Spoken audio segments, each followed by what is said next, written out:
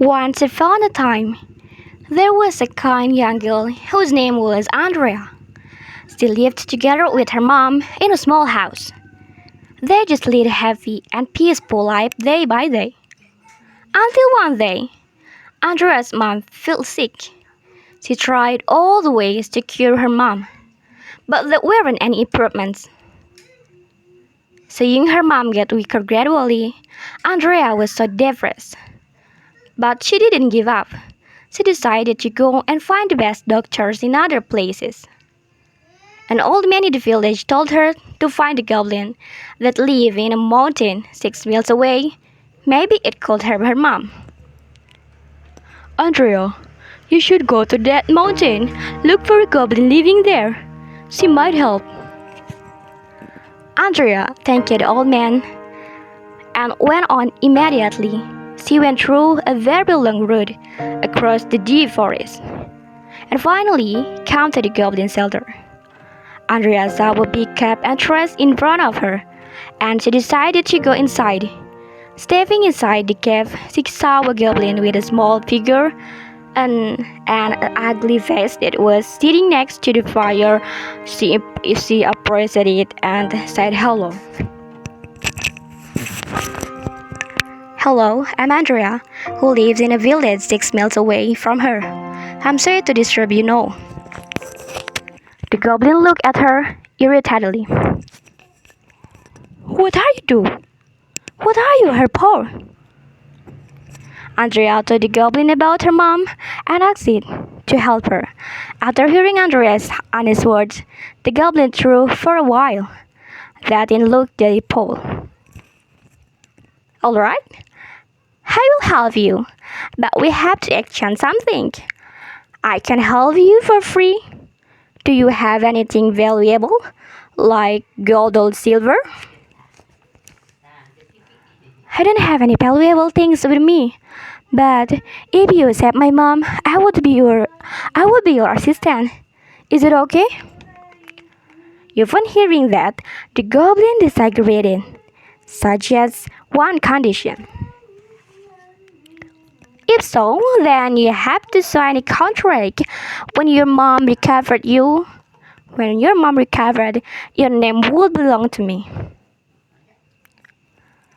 Andrea was really want to help her mom. Therefore, she immediately agreed with the goblin's condition and signed the contract. After signing the contract, she said goodbye to the goblin and returned home. The goblin was smiling behind her. Finally, it had a proper name. Come home, Andrea was very happy to see her mom, recover and walking around. She came to hug her, but it was strange that her mom didn't see Andrea, nor feel that she was there. She shouted so that her mom called her, but nothing happened. She terrified out, tried to take other people, but just like her mom, no one could hear what she said.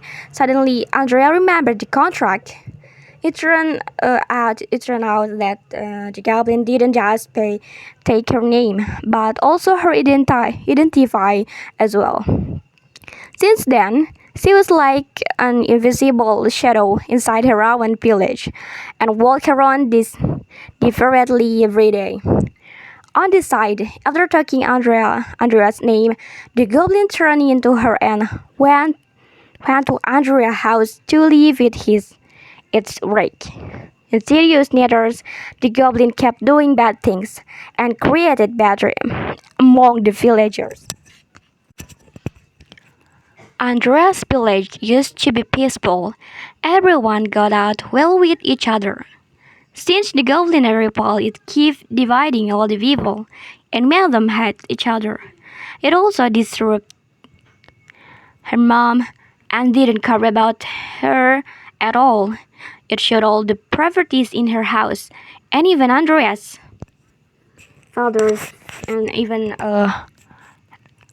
Andreas' father Phil, Nicholas, that depressed her mom a great deal. Andrea was furious. She came to see the goblin and asked to stop doing bad things and get back her mom, her name.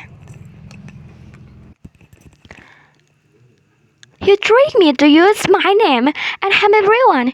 Give me my name back right now. You already signed the contract. Then it's not that easy to take back your name. Andrea kept persuading the goblin with the hope that it would give back her mom. Alright, I can return your name, but you have to surpass my challenge. If you lose, you had replaced me and become the ugly goblin, lived in the cave and hated by everyone. I will cast a spell so that everyone can see you.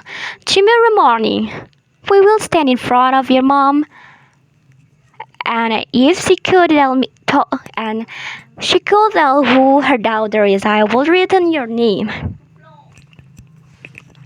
The next day, she and the goblin stood in front of her mom, and the villager witnessed both of them try to prove that they were the mom's daughters. He didn't really know who was the exact. Suddenly, the mom came up with an idea. My daughter is very grateful to parents. She won't let me do the hard work ever. I have such rights this on both of them.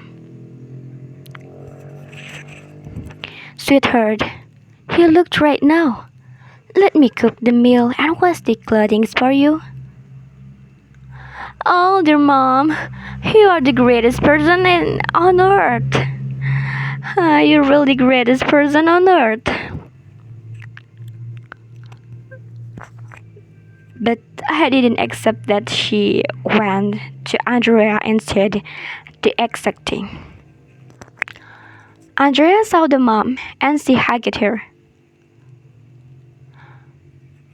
Mom, you have been straight on for these previous days. Let me do all of that.